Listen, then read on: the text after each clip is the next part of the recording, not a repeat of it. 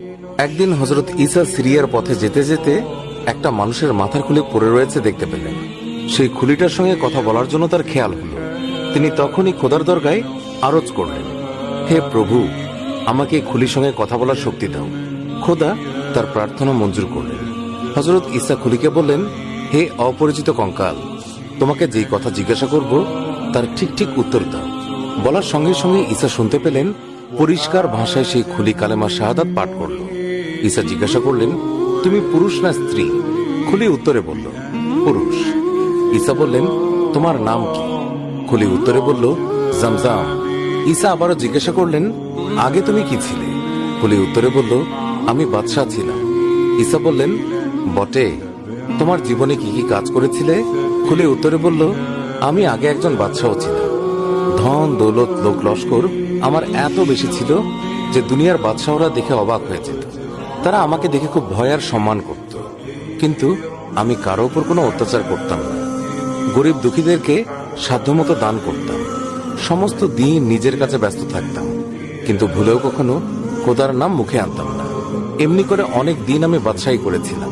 একদিন দরবারে বসে কাজ করছি, এমন সময় হঠাৎ করে আমার মাথা ব্যথা শুরু হলো। মাথা ব্যথা ক্রমেই বাড়তে লাগলো, কিন্তু যন্ত্রণা ক্রমে অসহ্য হয়ে উঠল। যেখানে যত বড় হেকিম ছিল, চিকিৎসার জন্য তাদের সকলকে ডাকা হলো, কিন্তু কিছুতেই কিছু হল না।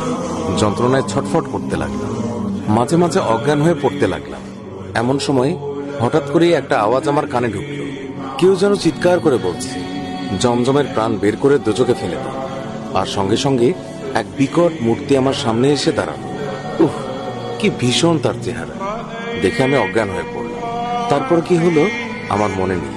যখন জ্ঞান ফিরে এলো তখন দেখলাম প্রাণ নিয়ে যাওয়ার জন্য আজরাইল একা আসেন, তার সঙ্গে আরো অনেক ফেরেশতা এসেছে।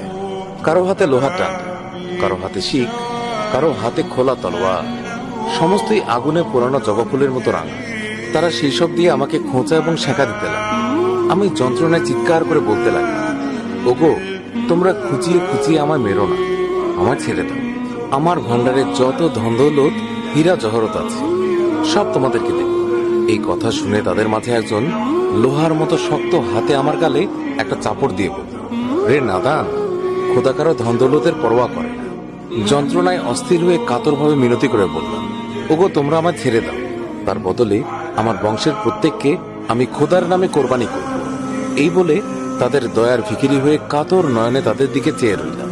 তারা দাঁত কর্মর করে ধমক দিয়ে বলল, রে বেয়াদব, খোদা কি ঘুষখোর? আজরাইল তখন ফেরেশতাদেরকে বললেন, আর দেরি